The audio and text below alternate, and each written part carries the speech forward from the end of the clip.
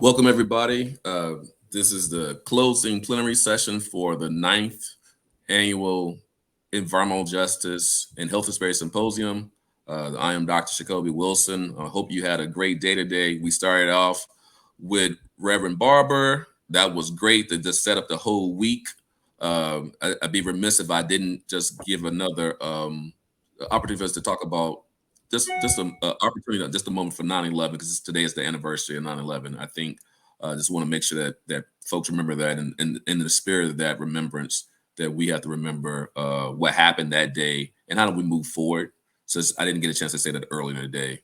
Also, we've had some great sessions today, and before we jump into this session, just want to make sure everybody is on the same page of what do we mean when we talk about environmental justice. What do we mean when we talk about people, power, and politics? And what do we mean when we talk about people, power, and politics when we have the NAACP here today, y'all? So today's session, people, power, and politics. I got to wake myself up because it's going to be a good session. Close us out.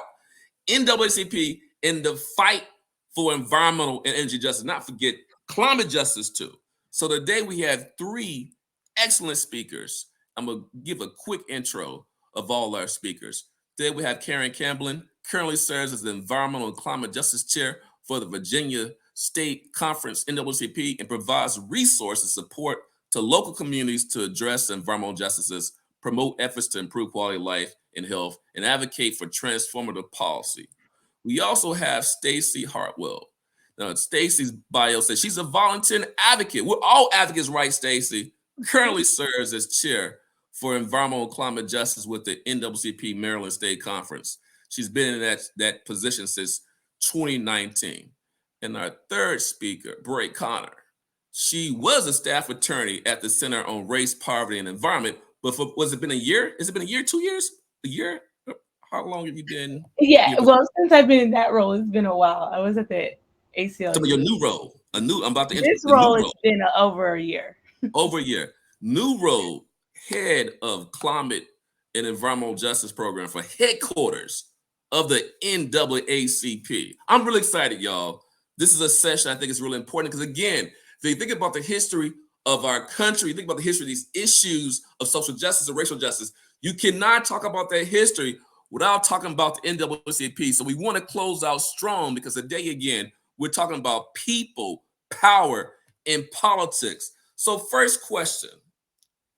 No, we have the civil rights movement, we have the EJ movement, we have the Black Lives Matter movement. Can y'all talk about how can we make sure these movements are working together, stride for stride, as we fight for people, as we grow power, and as we make sure the politics are working for the people and not against the people. Go ahead, Stacy.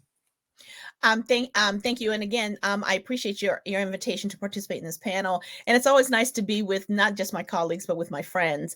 And I'm always excited to hear you speak, Dr. Wilson. You always get us going. So, and for Black Lives Matter, hello, see the sign over my shoulder here.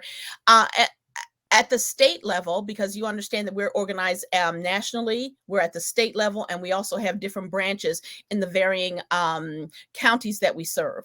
So what we do is at the state and branch level is that we reach out to the local organizations for Black Lives Matter and many other organizations so that we can go ahead and work in tandem. I just got a note from Abray in the chat that, for example, there's going to be a national march that's going to be going on in New York on this Sunday. And we are going to be marching with Black Lives Matters, Sunrise Coalition, many other groups as well. So what we do is we try to connect at our local levels to make sure that we're in sync. And many people who are in Black Lives Matter are also members of the NAACP, which really helps us to communicate back and forth so that we can get on the same page. And I'm going to put something in the chat, a hyperlink for the march. So if people want to attend that march, they can register to attend. It is free, but we'd like to know if you're there so we can count you in our ranks once we get started. Thank you. Karen, you want to jump in on that question? Definitely. As you know, environmental and climate justice intersects with so many different things, whether it's education, criminal justice, justice reform, affordable and sustainable housing, and everything in between. And so, working with other, as Stacy indicated, working with other partners, particularly Black Lives Matter, really helps us concentrate our voice and get the message out about all those key issues that impact our vulnerable communities, the Black communities, the brown communities, and our communities of low wealth. There are times when, as Stacy said, we partner, we roll up together, and we are having this concerted, action together, whether it's in front of a courthouse or it's in front of in front of an environmental organization agency's office or and those types. So locally, it is very important for us to partner and really reach out to as many people as we can. I also work on a both on a state and our local level, and we try to make sure that what we do on our local level doesn't conflict with what we're working on our state level, and always complement what we work on our national level, which I will hand off to our director, Aubrey Connor. Go ahead. Absolutely. No, I really appreciate Stacy and Karen's leadership in their answers because they're exactly right. It's really important, and anyone who knows the history of the NAACP and the history of environmental justice in this country and across the world understands that in order for us to actually reach a place where we're going to have the intersectional conversations that we need to have in order to move forward, we have to be working together. And we look at the Jimenez principles, we look at, different organizing tactics, which means that we are working with other organizations and we're looking at, what are some of the framing instances that make sense for us to make sure that we are not in conflict with any of our partner coalition or other organizations who are really fighting for the same thing. And so to your point, Dr. Wilson, it's really important for us to continue doing that work, which we've been doing for a long time, and we'll continue to make sure that our framing is in step with other environmental and climate justice organizations, racial justice and civil rights organizations, because we know that all of the work is really going to get us to a place of actually achieving environmental and climate justice moving forward. No, thank you for that. I always like to say, well, it's a new thing I say. There's an octopus of oppression. It's different arms, the same octopus, y'all. So when we work together, we're more efficient, we're more effective, right? So I appreciate y'all saying that because I think that's important for the work. Again, getting back to the theme of this symposium, people, power, and politics. I know the Reverend this morning said that Barbara, he said that we don't want to talk too much about I think he said talk about the divided politics, but divided politics, it's out there, right? It's something that we have to address. And I think it's a crisis. And for your work, the work of the organization in Jackson, Mississippi. I'm from Mississippi. Y'all know I'm from Mississippi. So I just want to talk about Jackson for a second. Can y'all talk about your work? And let me just give a couple seconds of the exposition. Jackson is the embodiment of many communities of color who don't have access to safe drinking water because of racism. You got plantation politics in Mississippi. Yeah, I said it. In other parts of the country where we have indigenous brothers and sisters don't have access to water, folks in colonials don't have access to water. So can y'all talk about Jackson first, and then the larger issue, the fight for water in this country as a social justice, as a human rights issue? Yeah, I can start. And leader Stacy and Karen also, both in their states, have fights for water as well. To your point, Dr. Wilson, that we know continue to be a microcosm as well of what we're seeing across the country that Black communities are facing. And so in Jackson particularly, this is for folks who may not have been following the news as closely. It's 83% Black capital city in Mississippi. There, over time, it became more and more Black. And what the residents saw is that as Jackson became more and more Black, there were fewer and fewer resources that were actually being sent to the residents in Jackson, Mississippi. And what did that end up meaning? That meant that when residents needed resources for example, fixing pipes and making sure that the infrastructure was up to date, the money was not there. Oftentimes, the money, it flows through the state, it flows through the governor, and it doesn't necessarily flow straight to the mayor. And so there are a lot of layers that at a local level, elected officials have to go through in order to get those resources. And so Jackson, over a number of years, residents have known that the water has not been safe. It's kind of, something that people just know. They don't drink the water there. They don't drink tap water. They only drink bottled water. And the governor knew this as well, but the resources had not been flowing in. And so it was really kind of a matter of time before the infrastructure started to actually fall apart. And that's what we saw within the last couple of years. We saw that the infrastructure started to deteriorate.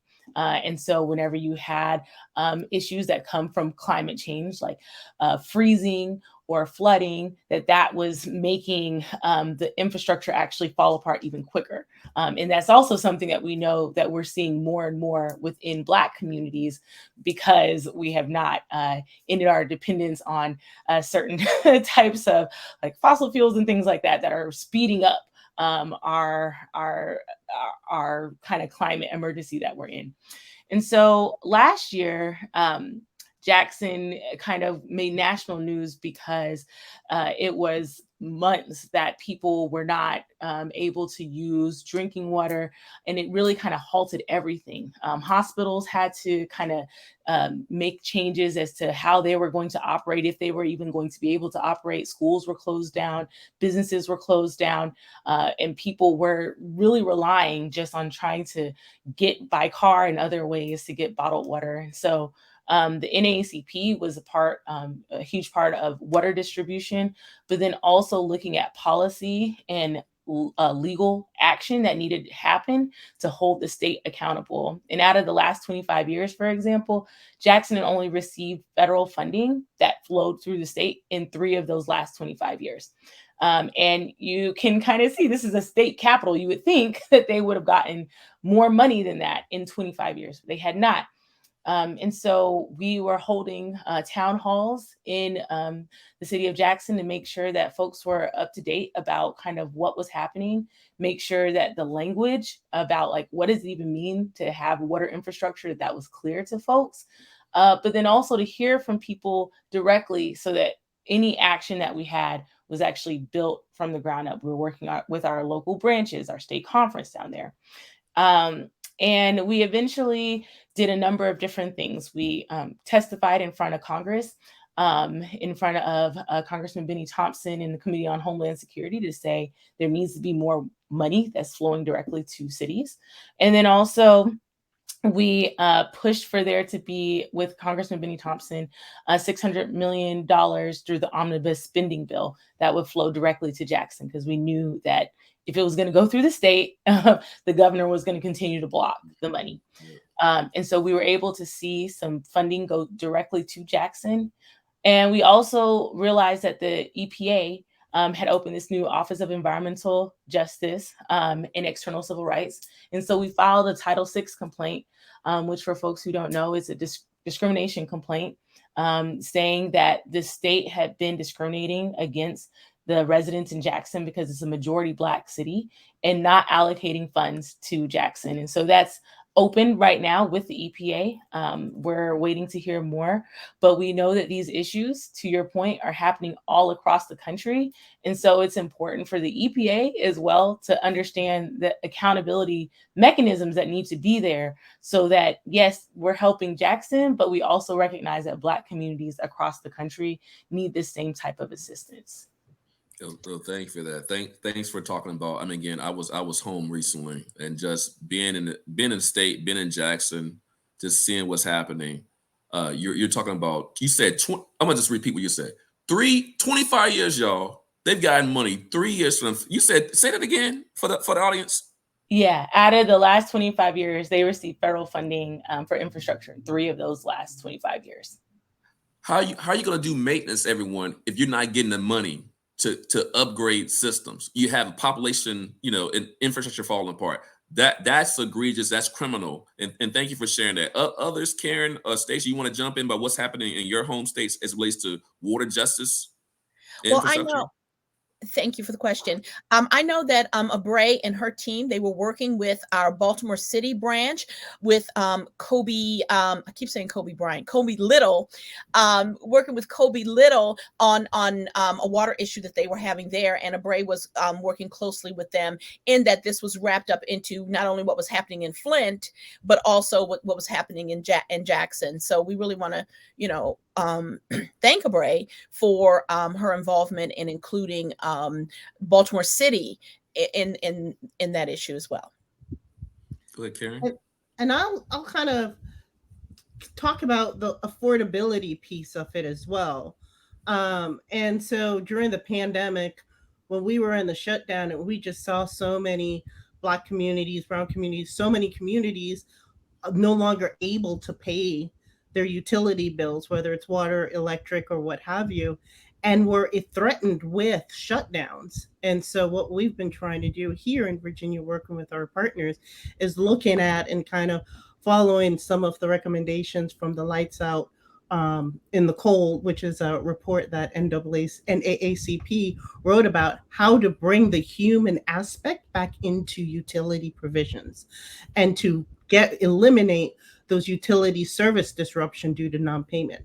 And so right now with the political climate, the best that we can do, at least with the electricity, is trying to focus on those who are infirmed, or those who have major medical issues, and then hopefully piece by piece, be able to get something in which not only on one hand we are advocating and trying to change legislation and get technical and funding resources for ways such as energy efficiency and weatherization, or what have you, to lower those energy cost burdens, but also do those things where we can protect the vulnerable until we get that equal balance. And water falls under that.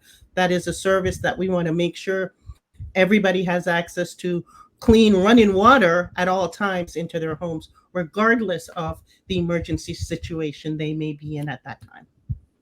Oh, thank you for that. So, just for the audience, you think about these issues of affordability, water affordability, energy affordability, the energy justice issues that we're just talking about. Those things are important for communities of color. But on the one hand, you're being used to host the extraction and all the dirty fossil fuel infrastructure. On the other hand, you're getting your lights turned off, right? You're getting your water shut off. Okay. So those are injustices. So to kind of dig into that a little bit more, we have this whole thing about Justice 40, in Executive Order 14008 and these other executive orders. But when you think about the bipartisan infrastructure law and Inflation Reduction Act, let's talk about that specifically. What do we need to do? What are y'all doing as it relates to making sure the people's money gets used for the people's solutions on the consumption side, on the production side? How can we really achieve energy justice? And what are y'all doing as an organization to make sure we can get energy justice to folks who've been left behind? And I'll go to us. Go ahead. I'm sorry. I can just start off like high level framing, and then we can talk more about what's happening.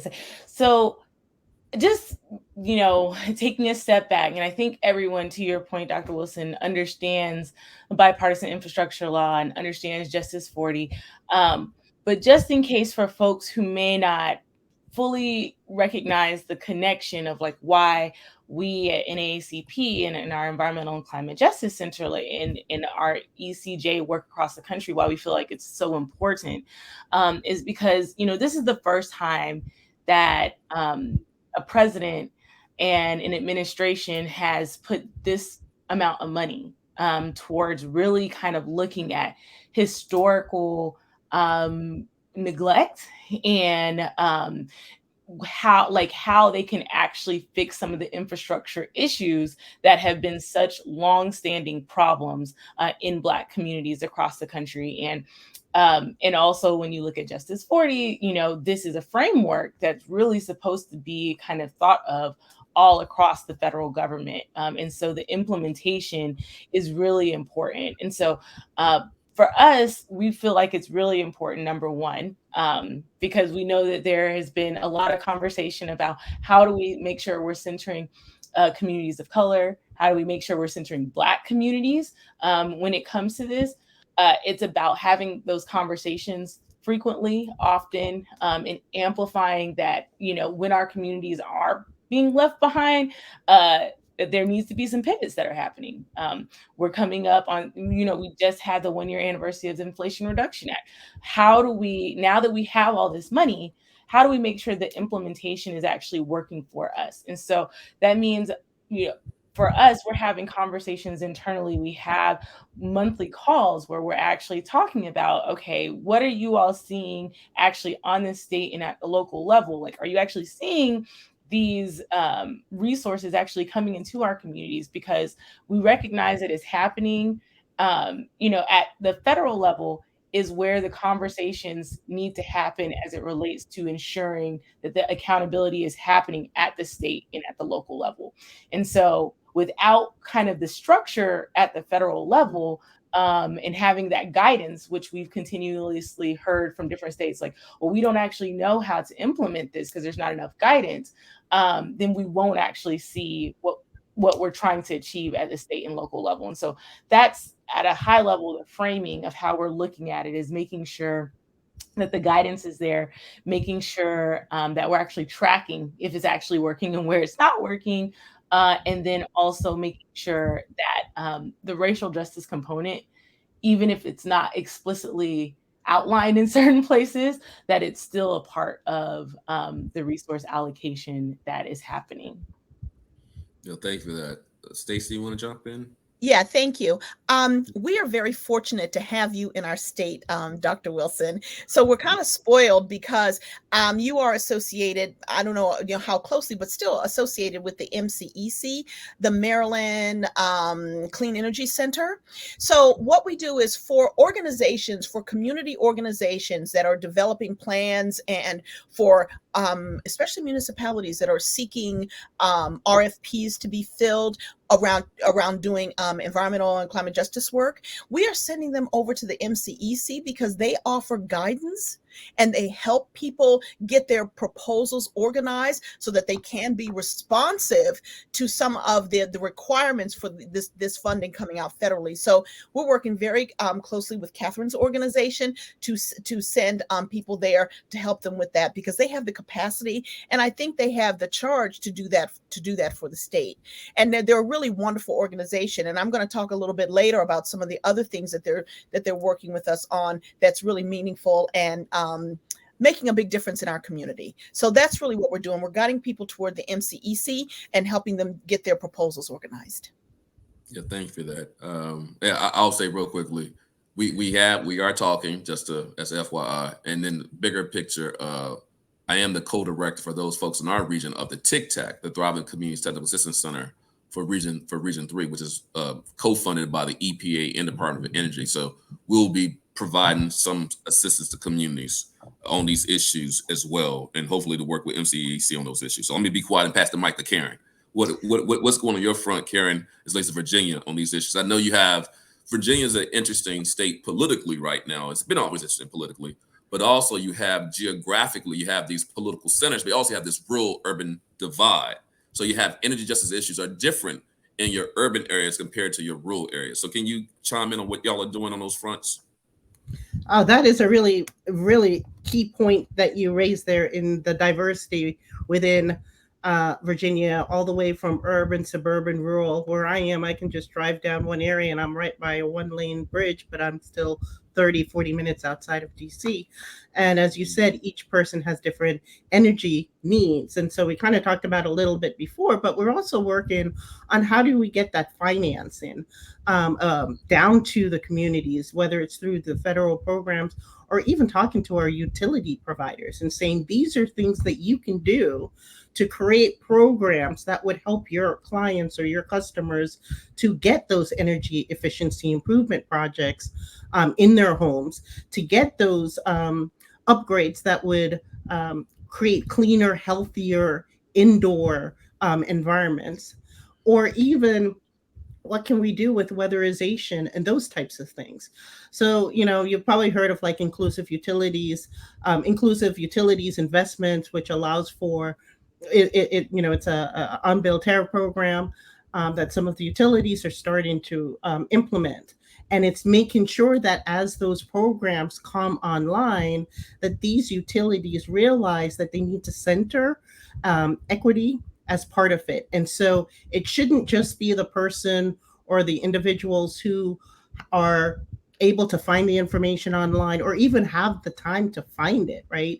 We have all of those homes and individuals that work 2, 3 jobs, unfortunately, and they just don't have the capacity to find out when these programs come online. So making sure that these utility providers are accountable to everyone and have a communication plan in place that specifically targets our vulnerable populations, and making sure that they're prioritized. And as you know, there's some individuals, some homes that when they do go into these programs, they've experienced years of a disinvestment. So they may be deferred out of the program. So making sure that there is something in place to capture that 5 or 10% that are unable to be eligible right out the gate, making sure that they can get those upgrades and then be brought back into the program. So there are a lot of equity issues. And then when sitting with the experts, with the agency directors, with the utilities, letting them know that the voice they hear from the community is as important as any consultant they bring to the table. And so saying, not only do we want everybody to have equal access to the program, but we also want to make sure that there's some kind of payment you're looking at and you're getting expert advice and information from community members, and they should be treated as such. So those are some of the things that we're doing here in Virginia and Maryland and throughout NAACP. No, thank you for that. I have so many questions that we don't have all day. I'm just trying to figure what the right direction to go in. I wanted to dig in a little bit more on the energy, just this energy question, like the just transition, this clean energy economy. We talk about opportunity for communities of color that have been used as sacrifice zones and hot spots. We're gonna have additional discussions about carbon capture. I won't put you all on the spot, so I won't do that. I'm gonna leave that one alone. I'm gonna move away from that. But what do you think we need to do as relates to the just transition to make sure folks are getting the investments and the jobs to be able to take advantage of this new infrastructure? You have these things around energy sovereignty, smart grids, all that. Can you talk more about what the NAACP is doing? What should we be doing based on what you're seeing on the ground as relates to this just transition and this clean energy economy? So I'll stop there. I'm not sure who wants to go first. Bray. Well, I sort of like it when a Bray gives the global position, you know what I mean, or a national position, and then we fill in afterwards. Yeah, go ahead. Let's do that again. I like that. Okay. Yeah. All right. Yeah. No, absolutely. And I mean, I think we submitted joint comments along with the Louisiana State Conference around CCS and the primacy wells that were being proposed there. And so it is something that at this point we recognize that there are different solutions that are being proposed, but we don't think that those solutions need to actually bring about more pollution or potential issues within our communities. And so that is something that we've been very consistent about. And we submitted that information to the EPA because we felt like at a time where, for example, Louisiana was asking for the EPA to remove community members from being a part of Title VI and other federal complaint process, that it was unfair for them to then, turn around and say that they're going to ensure that there's public participation and community voice with a CCS process and carbon capture and storage in their state. And so that's an example of something we feel like should not move forward as a solution for energy justice. And really, we need to be centering the voices of the community members who have been the most impacted. This, I think that even the march, for example, is another example of ways that we are standing in solidarity to show that our over reliance in areas like fossil fuels has created a situation where we don't have as much space for the kind of green jobs, sustainable jobs that we can actually be proud of moving forward. And so that's why we feel like that march, another reason why we feel like that march is so important. And we'll be there on Sunday, September 17th, demanding more accountability and demanding that we move from this over reliance on fossil fuels, because we cannot have a just transition if we're going to continue to rely on fossil fuels and other, pollutants that have been harmful to our communities. But one of to your point, Dr. Wilson, and I know Stacey and Karen will fill in about this, there are more investments that we've been seeing in the energy space that are going directly to communities. They're not necessarily having to go through the same kind of pathways that some of the other federal investments have had to go through. And so one of the things that we're doing is monitoring whether or not those kinds of solutions that are now not having to go to the state, but they are going directly to proposals that are supposed to be happening in those communities, whether or not they're actually going to be helping our folks out. And then there are a number of people who, within our ECJ leadership across the country, have been thinking about kind of how do we make sure that we are monitoring those proposals that are being approved by the Department of Energy in real time right now. Looking at ways that we can work more closely with Energy Star and other federal programs that are really, quite prevalent within our communities, but making sure that people understand, like, what are some of the day-to-day choices that they can make to ensure that we're actually reaching the sustainable future that we all are hoping to move forward for. And then also part of the energy justice conversation, and one of the things that we've continued to ask federal agencies when we have conversations with them is, now we have this new executive order that's supposed to really, amplify and move forward environmental justice in ways that we've never seen it before. What does that look like in places where, they're supposedly already looking at environmental justice and pushing them to do more?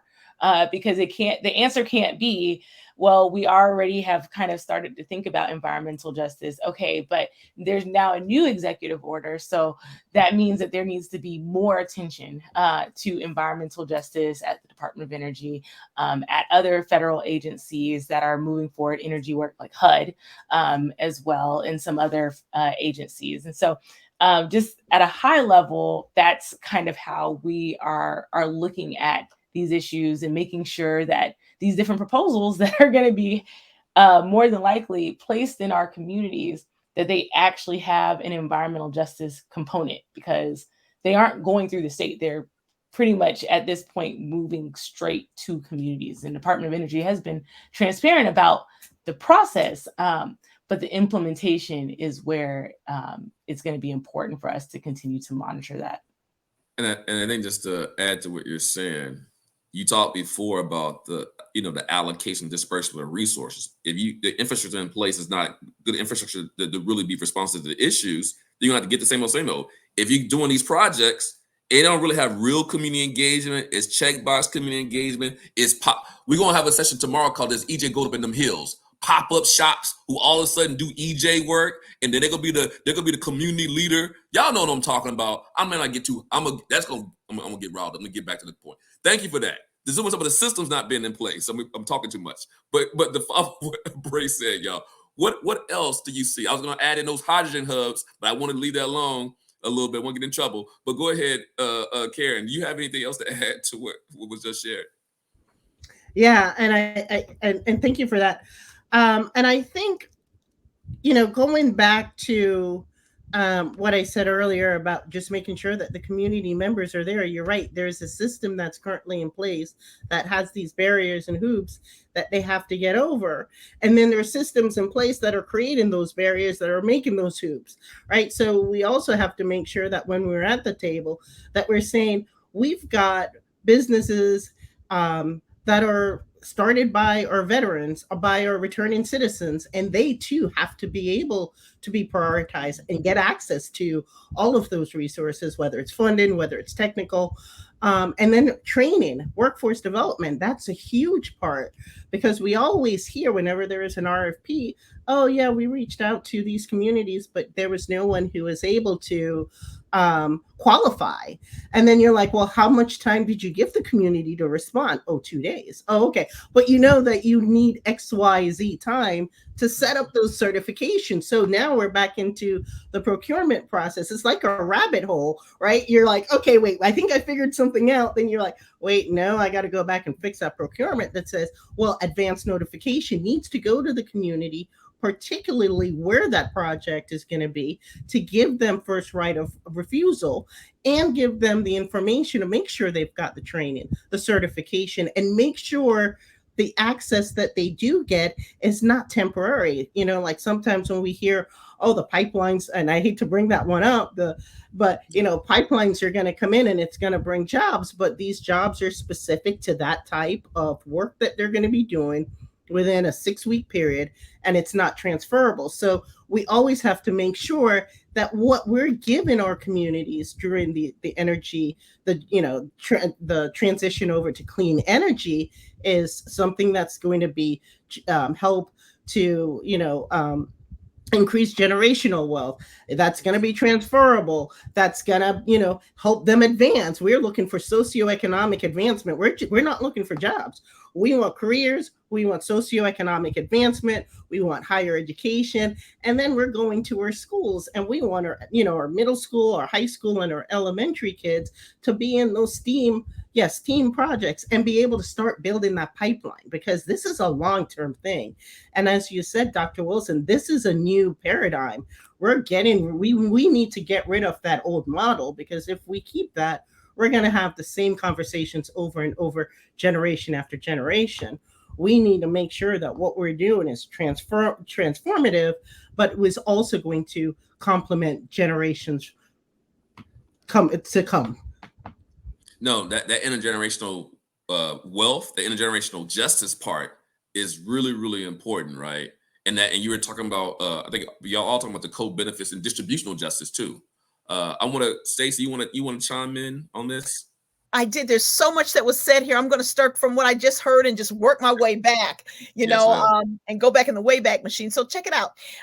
You know what? We work really hard with our HBCUs when we start talking about, the long term and what we're looking for generations to come. We had an amazing program that we developed and that we are piloting it now with Bowie State University with their Entrepreneurial Innovation Center. It's called HBCU BEST. It was born out of our Maryland Solar Equity Initiative. And what it does, the BEST stands for Black and Brown Entrepreneurs in Solar Technologies. This program was just really super amazing. Internships for the students, paid internship for the students, paid training for the students in solar education. We're also going to get them NAACP certified, which is a certification that they can take with them, throughout their lives. And, and we had this program completely funded for the students to be able to be a part of the transition going forward. Now, I also heard something about solidarity, and this is so important in the state of Maryland.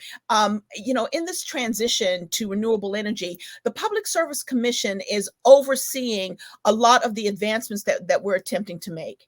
And in some cases, they've been sort of like a roadblock to our success. And we, for example, we're working with the community of Oxon Hill right now on a battery energy storage system. The community has come out and said that, they don't want it there. The county council unanimously voted for a moratorium, a stop on these battery energy storage. They voted for it. Everyone said no. Before we can go forward, let's understand the health and safety issues that are involved.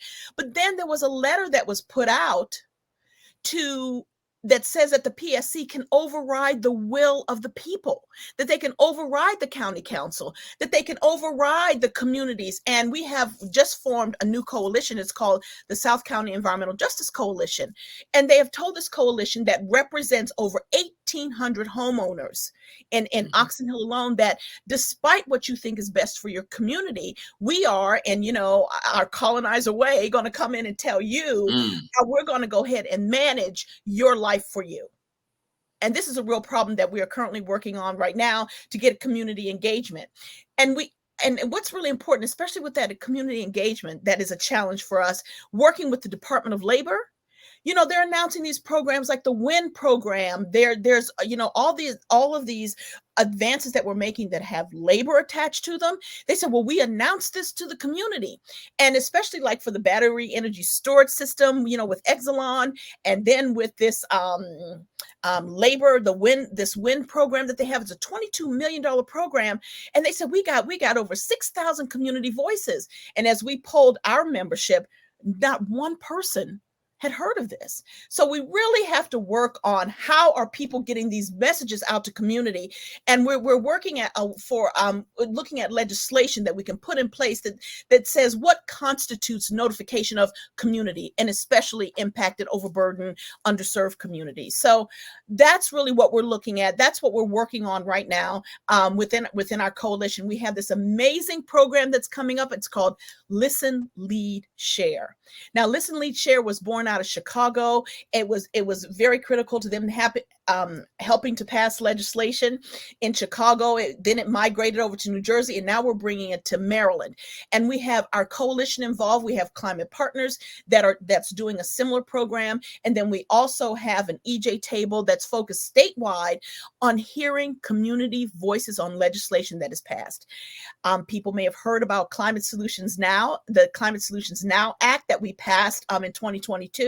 And it's a really ambitious piece of legislation.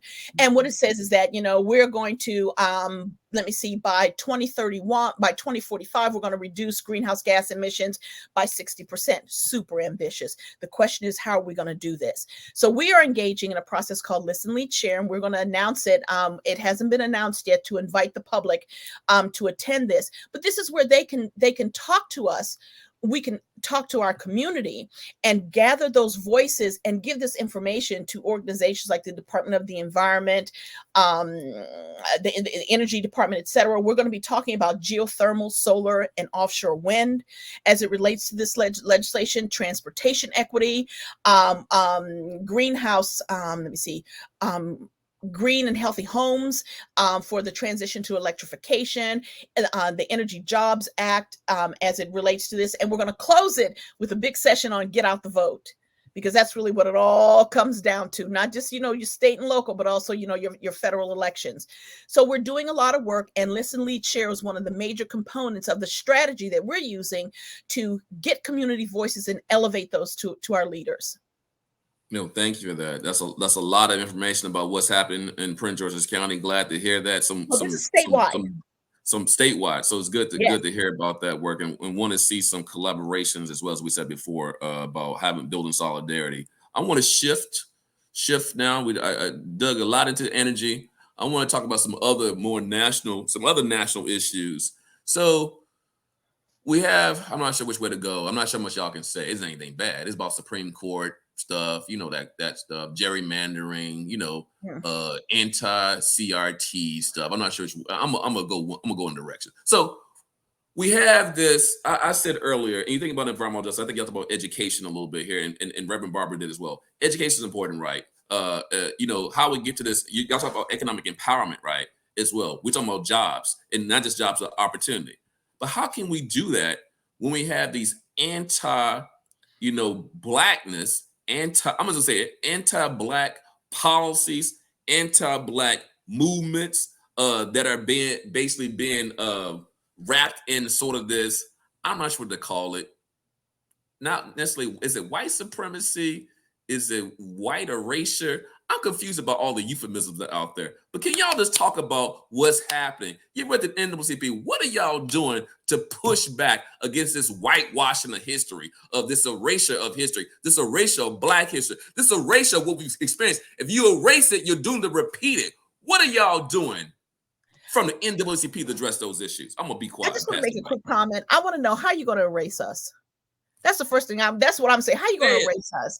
And you know what? Quite frankly, and this is Stacey Hartwell speaking. I'm not speaking for the NAACP, but you know what? We have never had the support of the extreme right on advancing the knowledge around our history. We've never had their support. So what are they taking from us?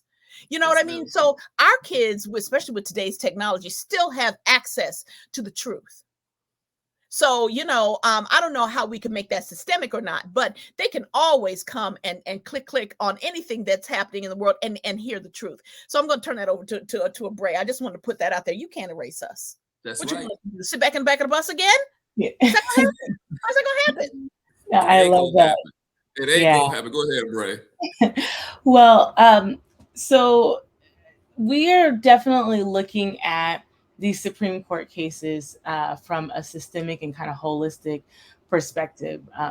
We know today it's affirmative action, but if you look at some of the concurring opinions and some of the language that was used, and when we look at the decision in Louisiana to drop 3 Title VI complaints, some of the very kind of foundational tools that we use within the environmental justice space are also very much are a part of the conversation, and they're definitely a part of the agenda to be removed. And so that's something that we feel is very important. We have an open Title VI complaint right now, in Mississippi, but we also recognize that Title VI has been foundational to ensure that communities can actually uplift when there are environmental injustices within their communities. Unfortunately, because of the lack of the private right of action as it relates to bringing up and having accountability for environmental injustices, Title VI has been an opportunity to really ensure that communities can say, hey, we've been dealing with this for years and years and years.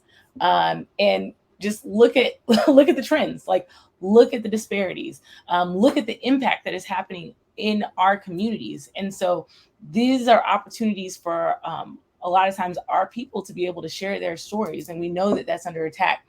And so that's something that we are looking very closely at. We're looking at strategy and advocacy in our public comment, along with the state of Louisiana. We actually highlighted that as an issue for the EPA, and we flagged like, hey, we recognize that at this point you have a state who is asking to shift, make a complete shift to how Title VI has been looked at for years and years, just because they don't want to be held accountable, because the community has been standing up and saying enough is enough, and you need to be held accountable for the historic disinvestment and decisions that you've done to Black and other historically disadvantaged communities.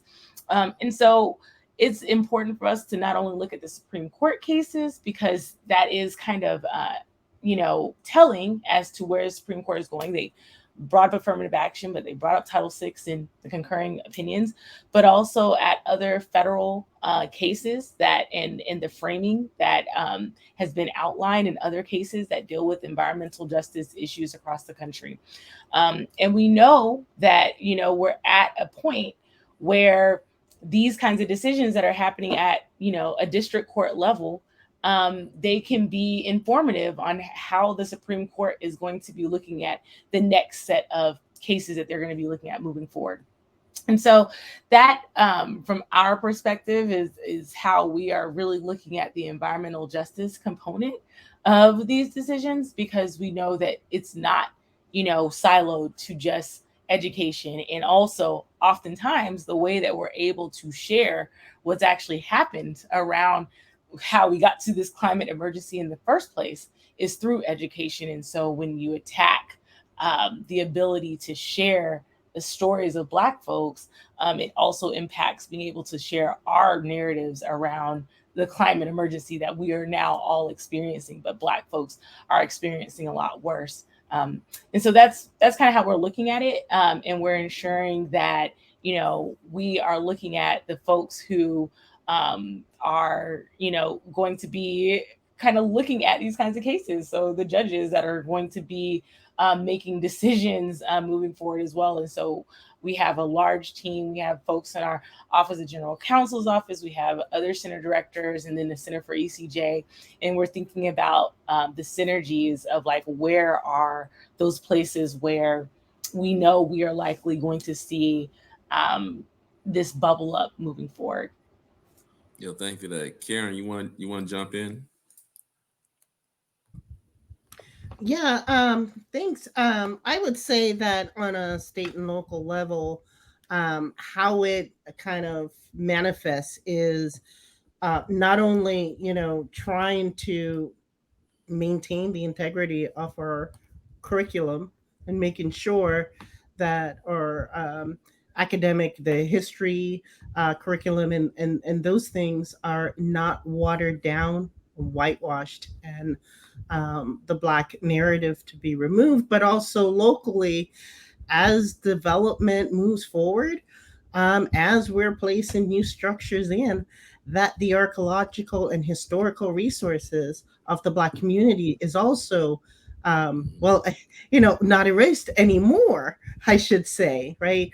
And it's just too easy to undervalue resources, too easy to undervalue property, too easy to undervalue an area in order to put these types of facilities in the Black community. So that is where that fight also continues. And with these recent Supreme Court justice rulings, I think it will make it a little bit harder. But so that is why, and perfectly themed symposium, People, Power, and Politics, it is even more dire for those joint voices and collaboration to come together. Historians meeting with climate scientists, meeting with the advocates to say, this is the narrative of this community. It is important. It has the same significance as other locations that deemed important. And therefore, these decisions to place these facilities, whether new or expanding, should not happen just based on some of these places, right? And so, and it's also important to make sure that our children know, so they're not easily I guess would not really know how to make those questions when they're at adult age as well. And everybody should know what their heritage is like, so the good, the bad, and the ugly.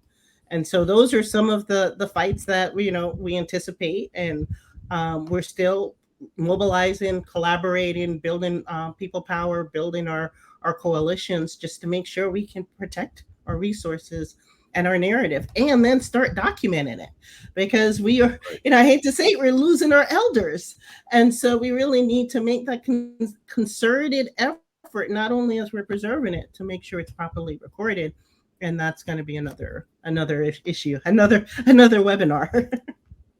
No, thank you for that, and thank you again for all your comments. And Stacey, like you said, it's not new, right? This is not new. None of this is new, but just making sure, as y'all said, how we have coalitions, how we make sure we're fighting together, how we make sure that this work we're doing from interdisciplinary, not intersectional approach. Looking at the intersectionality there.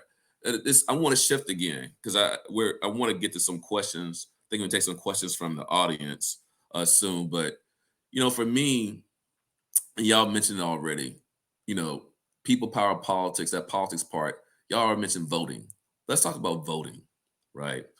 Why is voting? We already know the answer. I'm gonna let y'all, give it from your perspective what y'all are doing about it and how we can encourage folks. But why is voting so important? It's always been important, right? We've seen, the impacts at the federal level, right? The presidential level, right?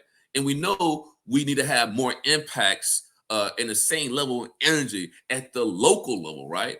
Whether in the state level. Because so you talk about what the NAACP is doing to get out the vote, for this, for this fall, get out the vote for 2024, and what are we doing to make sure we're growing a next generation of engaged voters who understand these issues and who are participating, not just with the social media participation, but making sure they're walking and talking to the polls. Go ahead.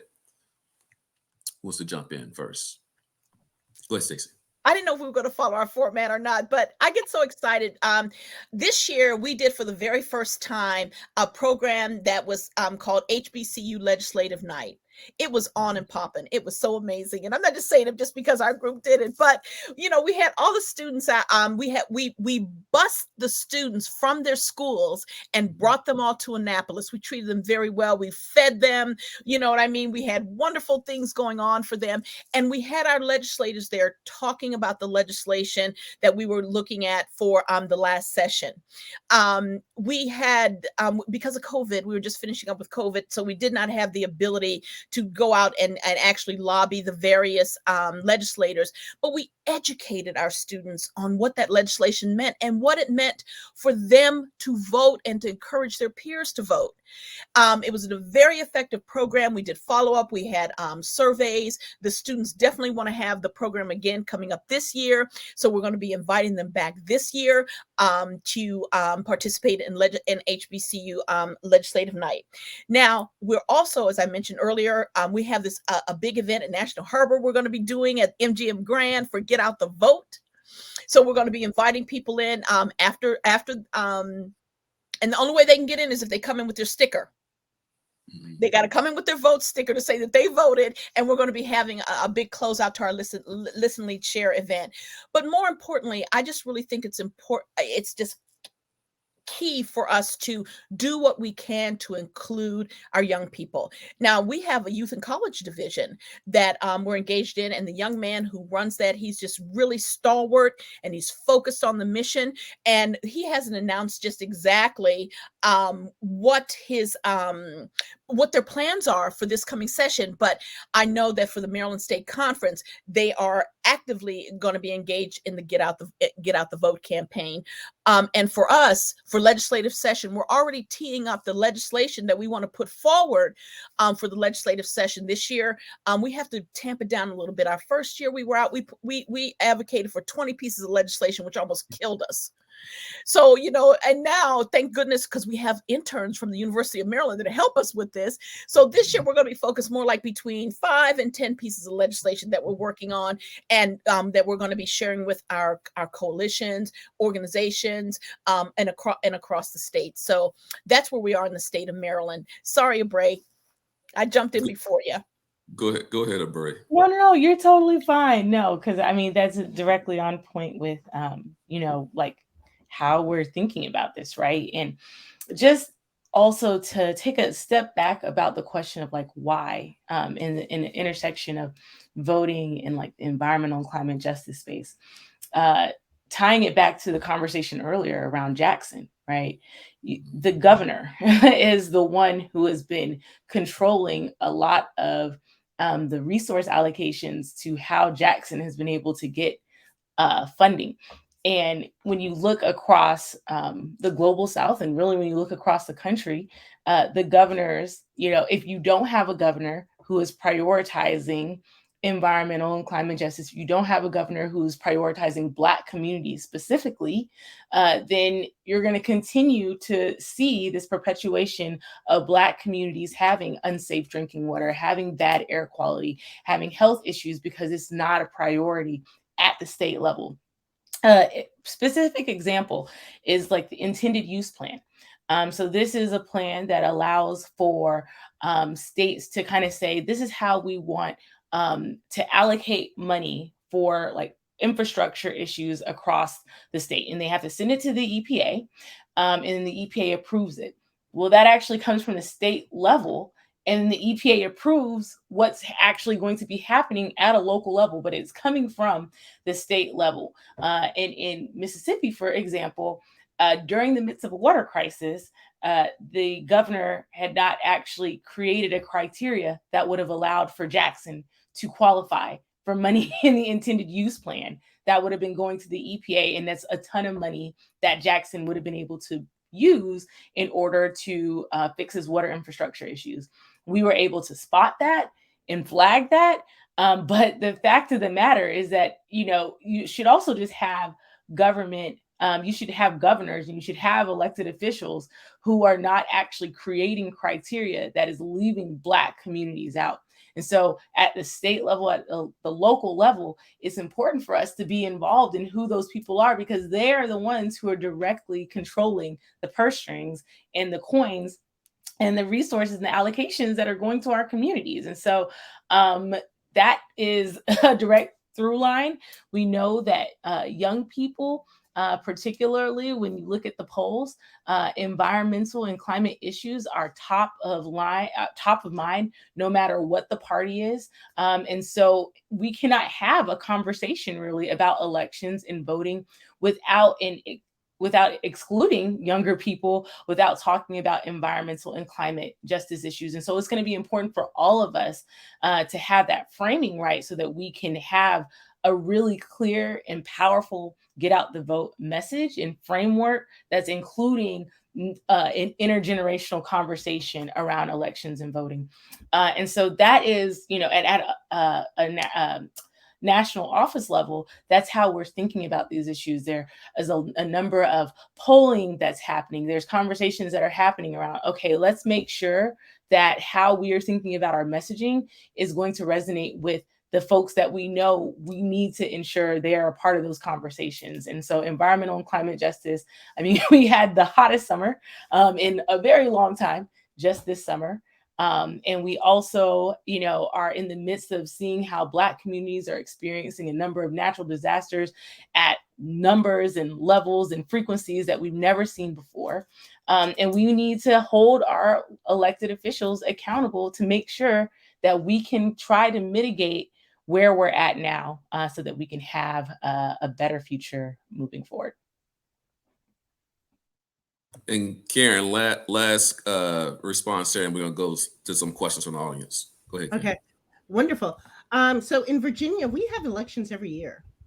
And so right now on the ballot, we have all of our local offices and constitutional offices and our state offices, delegates and Senate. And so we go through this every year. And messaging is really important. But earlier this year, our governor took us out of ERIC, which is that multi-state program that allows for municipalities to make sure that their polling records are up to date by being able to report deaths or people moving or what have you. And nothing was put in its place. And so that is one of the big concerns for Virginia right now, for the Virginia NAACP, is trying to get our infrequent voters. Black and brown voters are infrequent voters. They typically come out, at least in Virginia, for those big elections. But these off-year elections, they don't. And so there is a major concern that these infrequent voters now will be eligible for being able to be pulled off the polls in 2024 and beyond. And so right now, that is one of our big key pushes, is reaching out to our members and to our partners and to all of the communities here in Virginia to let them know these are the issues that are on the ballot. And as Director Connor had mentioned, just seeing all of these environmental disasters that have been going around both here and across the globe. And it's the Black and brown communities that are hit the hardest, the first, and with the least amount of resources to bounce back. And these are the things that are, and I hate to sound like, the sky is falling, but it kind of is. And so getting those messages out. And so we've had voter education symposiums where we've had speakers coming in from all over, different areas of expertise, education, and all of those things, and have those open conversation. This is where we are, and due to historic systemic barriers that were put in our place, put in place, whether legislatively or just by individual bias. And these are the chains in which we're trying to break. And we're not going to be able to do it if we keep moving politically the way that we're going. And so we really need to get people out and vote. And our lives are at stake, as well as our economic and socioeconomic advancement. And so those are some of the things. We're also having which is why unfortunately I won't be able to go to the climate march, because we're having another education session here in Northern Virginia, in which we're just going to meet in the park and just talk about the issues. And we're inviting our partners to say, come and tell us why it's so important for you. We're looking at women's issues, education, justice reform, environment. All of those things are going to be on the ballot this year. So yeah. Okay, thanks for that. We have for 10 minutes left. I know y'all been talking for a while, so let's try to do some lightning responses, and I won't interject. So, first question from the audience: what's the NAACP doing at the national level to engage, welcome, and support? Or the question is superior and support young people and getting more women out to vote. Okay, so we kind of talked about this a little bit before, but I work really closely with our national. I work really closely with our national director for youth in college, Wisdom Cole, and so it is really important that we have constant and frequent conversations around how they're seeing environmental and climate justice issues, and how we can make sure that the messaging that we're having within the Center for Environmental and Climate Justice, that is also resonating for young people. And so even, for example, the Martian fossil fuels, that has been a conversation that our National Youth in College team, as well as our Center for Environmental and Climate Justice, has been working on collaboratively. And the framing, it also, a lot of it resonates and has come from youth in college. And so I think it's about, making sure that we're having those conversations, making sure the conversations we're having with like NOAA and FEMA and other places like that, that we're including our youth in college division, and ensuring that when, they bring up different issues, I know they have like round tables and different discussions that we're actually a part of them as well. And so it's just about the constant communication and conversation. Oh, thank you for that. Before we go on to other panelists, any other questions from the audience team, RT team, C team? Okay. Karen and Stacey, you want to jump in on this quick response to this question? I don't, but I do have a response to another comment that was a question that was made in the chat. So go ahead, sis. Yeah, I'm not. Yeah, go ahead.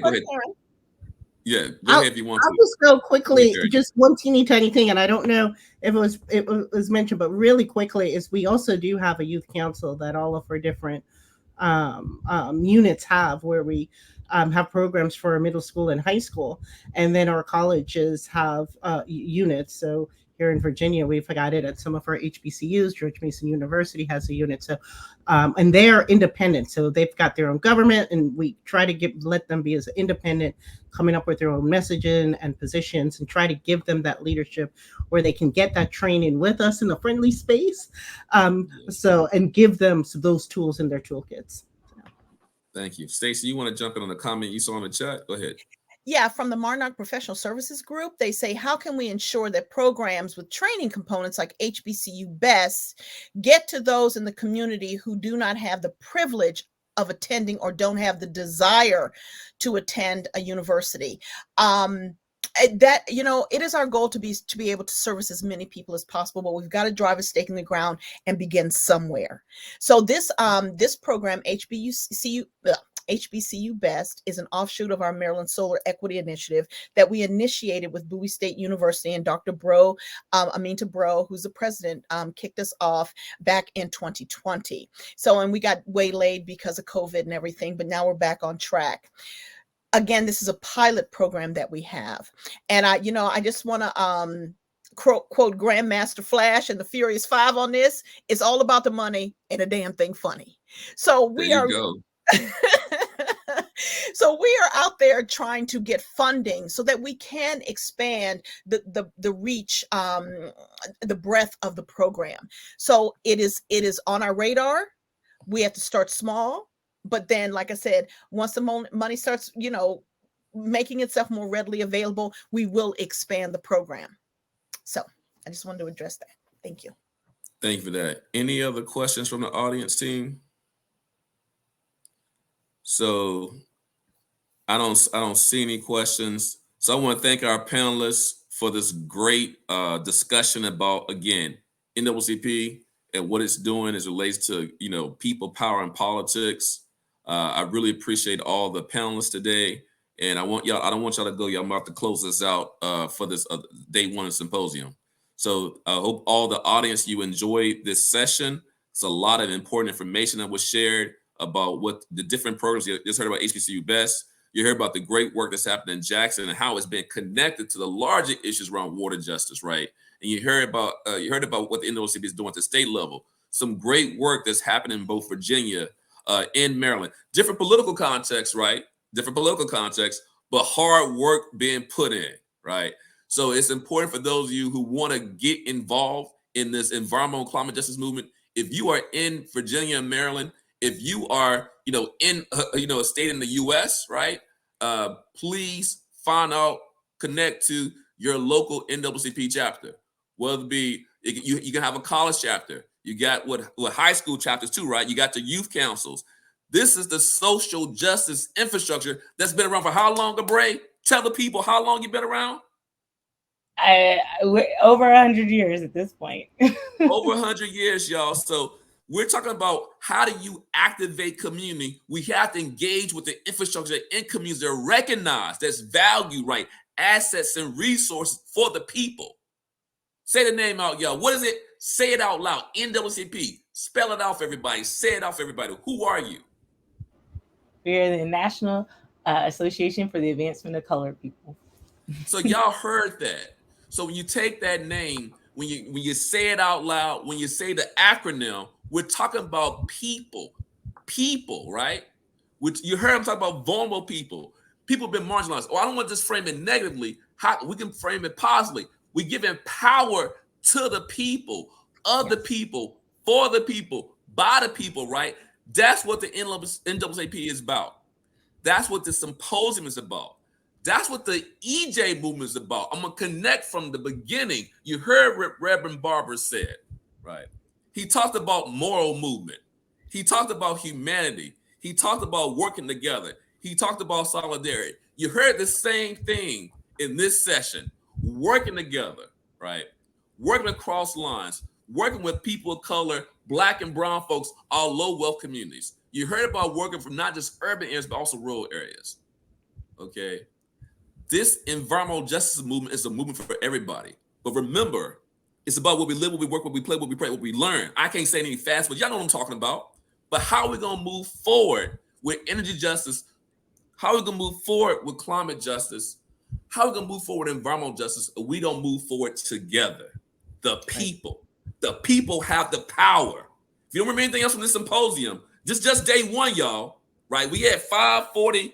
I'm getting excited. I got to be quiet. We at 5:43, got 2 more minutes. We only at day one. It's about people. It's about power. And we mean about politics. We mean democracy, working for the people. People using that power to make change happen. So how are y'all going to make change happen? I'm talking about the panelists. I'm talking about y'all, attendees, audience. How are you going to make change happen for the people who are most impacted, for the people who are being dumped on, for the people who are living with toxic trauma, for the people whose voices, for some reason, maybe because of the color of their skin, maybe because of the money in their pocket, is not really being heard. How are you going to walk beside those people? Be an ally to those people. Don't be an EJ speculator. EJ, go up in them hills tomorrow, y'all. We're going to talk about that nonsense. Taking money from the people. What do you say? Say that Grandmaster Flash again so I can stop talking so much. Say it again. Quote them. It's all about the money. Ain't a damn It's about thing. the people's money. That's right. Right? It's about the people's money. It's about the people's power. That's what environmental justice is about, everybody. I'm going to let y'all know this movement is a serious movement about social change, about justice. You heard from Reverend Barber again, Dr. King, in his work. You heard him talking about the PCB landfill fight. That's why we had the symposium in September, to honor, to commemorate, but to make sure we're not forgetting what happened in the past. Well, we need to move forward for the people with power, democratically, voting, protest. What Abray said, you got to march on Sunday. You just had the anniversary march on Washington. How are we going to build together? You heard from Mustafa during lunchtime about these issues around reparations and restorative justice. How are we going to restore the people? Now, tomorrow, we have a great lineup. We have Robin Morris Collin, who's a senior advisor on environmental justice to EP administrator. I'm breathing so hard. Let me calm down a little bit. we also have Justin Pearson, who I knew before the Tennessee 3. Representative Pearson is going to be our lunchtime speaker tomorrow. We have a lot of sessions, again, they're going to talk about these issues of pollution politics, water politics, climate politics. But again, y'all, we're going to talk not just about problematizing, we're going to talk about some solutionizing. If Jesse ever said it, he didn't say it, but I'm just saying, solutionizing, right? So I just want to make sure everybody enjoyed today's session. You learned something. Again, it's about people, it's about power, it's about us working together democratically to make change happen for those who are most impacted by these issues. Thank you for your time. Thank you, panelists, again, for letting me go on in my diatribe. Appreciate y'all. Thank you, NAACP. Thank you, all the attendees. Thank you, staff. Thank you, sponsors. See y'all tomorrow, bright and early. We start out again 10 o'clock in the morning. Y'all Peace take and care. love, y'all. Peace and love. Yeah. Peace and love.